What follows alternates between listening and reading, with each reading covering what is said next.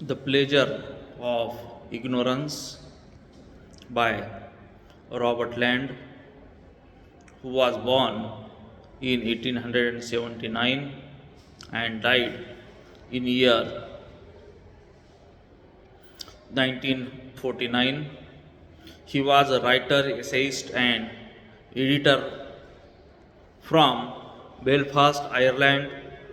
He came from a family of clergymen and received his education at the Royal Belfast Academical Institution and the Queen's University of Belfast,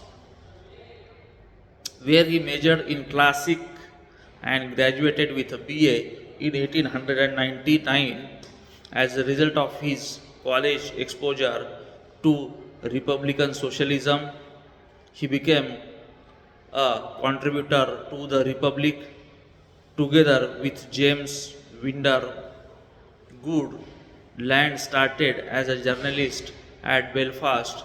The Northern Whig essays and descriptive pieces about athletic and other events were the focus of Land's work. In 1909, Land married Sylvia, a novelist and poet. They had two daughters. He advocated unwavering support to Irish culture and continued to have a keen interest in Ireland and Irish nationalism. He was a prolific writer, and his other works include The Passion of Labor, Sporting Life, The Money Box, and The Orange Tree. Here, The Pleasure of Ignorance was published in 1921 as an essay in the New Statesman magazine. It stirs up readers to get thoughts and rekindles their longing for new learning.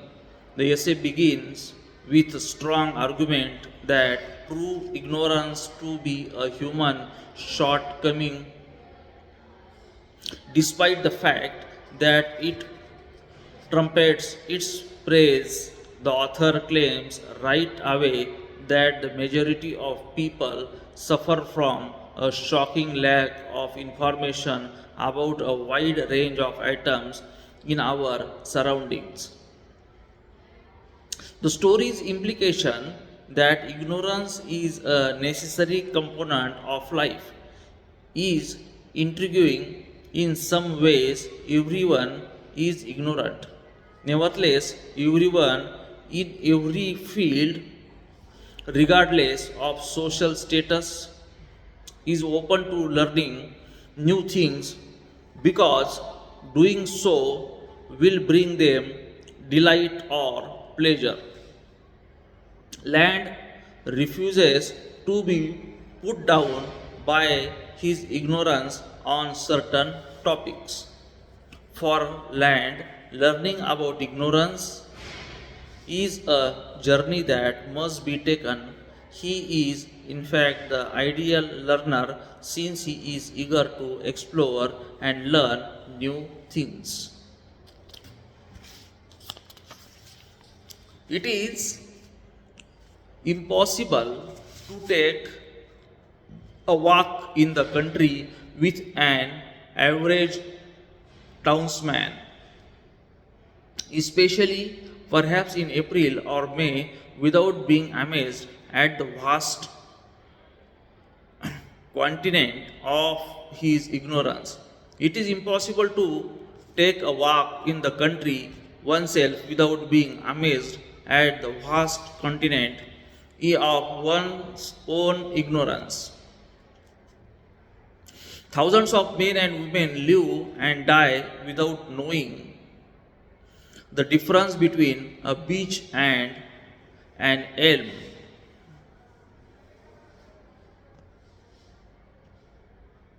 between the song of a thrush and the song of blackbird.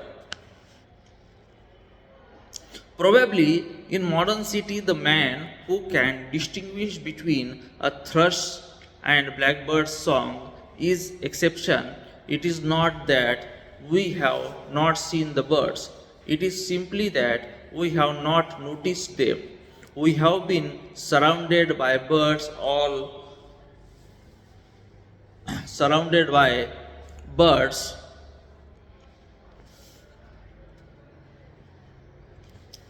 all our lives, yet so feeble is our observation that many of us could not tell whether or not the clafinch sings or the color of the cuckoo always sing as he flies or sometimes in the branches of a tree.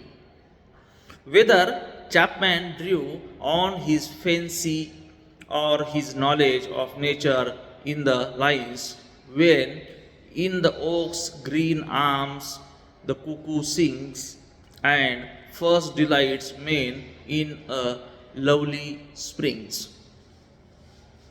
The ignorance, however, is not altogether miserable. Out of it, we get the constant pleasure of discovery.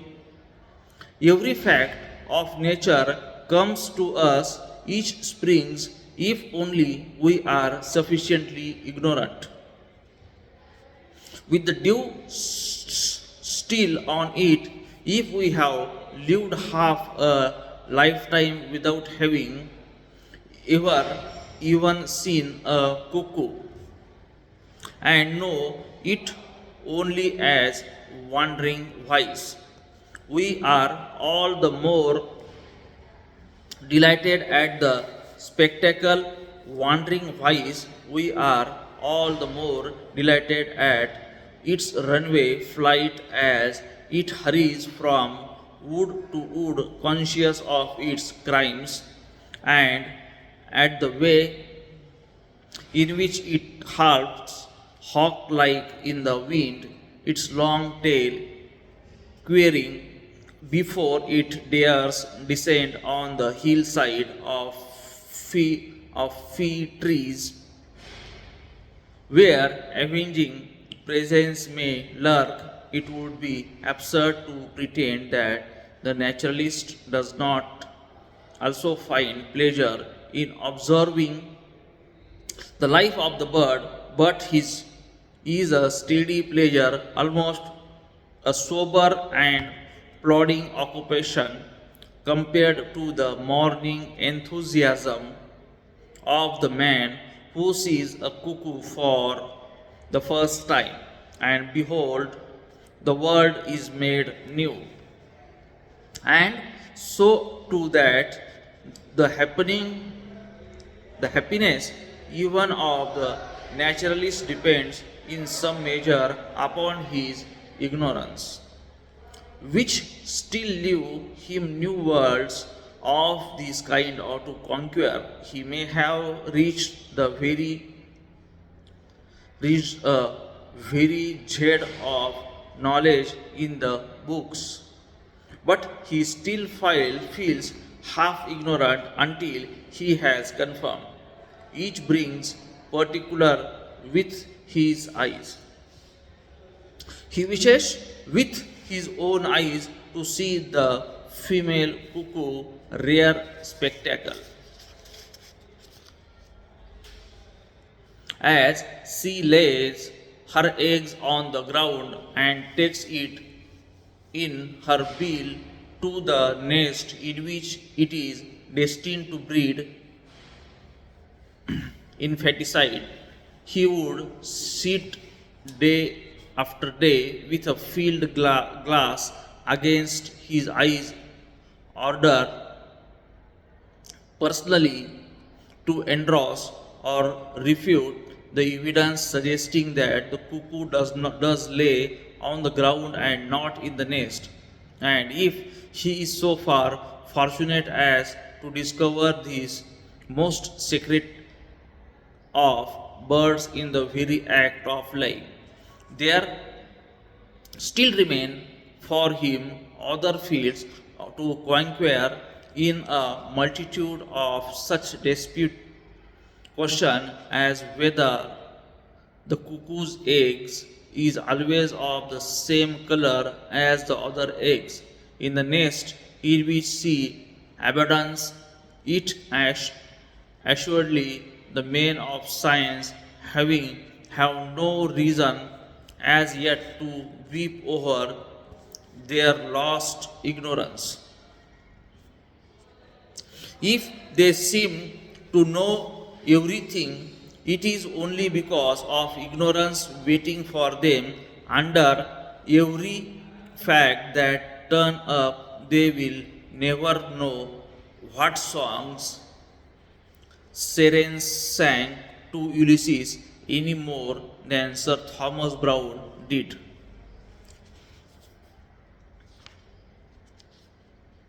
If I have called in the cuckoo to illustrate the ordinary man's ignorance, it is not because I can speak with authority on that bird. It is simply because passing the spring in a parish that seemed to have been invaded by all the cuckoos of Africa, I realized how exceedingly little I or anybody else I met knew about them, but your and my ignorance is not confined to cuckoos. It dabbles in all created things from sun and moon, asking whether the new moon always appearing on the same day of the week. At the same time, there is perhaps a special pleasure in learning the names of many of the flowers every spring. It is like reading a book that one has almost forgotten, and if we can forget books, it is as easy to forget the months and what they showed us when once they are gone, just for the moment, I tell myself that I know may like the multiplication table and could pass an examination on its flowers, their appearance and their order to do today. I can affix confidently that the buttercup has 5 petals. Such things are here explained by our writer. In addition to this, in the pleasure of ignorance,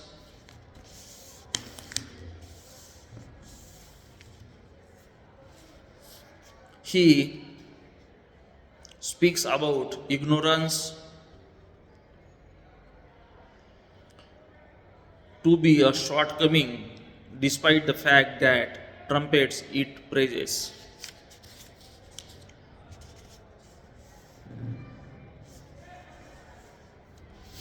It speaks about ignorance, the cuckoo, significance of knowledge, role of memory, and naturalist. Such are the main points which our writer Robert Land discussed here, where the ignorance, in the pleasure of ignorance by Robert Land, we have the same theme discovering learning, confusion, and ignorance. When a person is ignorant, though still prepared to learn, they can easily become confused by the information that they are trying to learn. In the reference of the cuckoo, an individual cannot be expected to know everything. Land's introducing of the cuckoo is also interesting. It as he remains unsure of whether it is male or female cuckoo who sings in anything. If anything, Land is showing his capacity to learn and continue to learn even if his memory may fail him occasionally. He says that probably in modern city, the man who can distinguish between thrush and blackbird's song is the exception.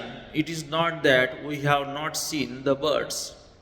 It is simply that we have not noticed them. Means someone has seen the birds but not noticed that birds. And in addition to this, the role of the memory and naturalist thought, that is, the naturalist is well versed in the theoretical knowledge of the nature. Here he speaks about the nature and at last role of the memory. This is our the pleasure of ignorance. With this I conclude. Thank you. Good day.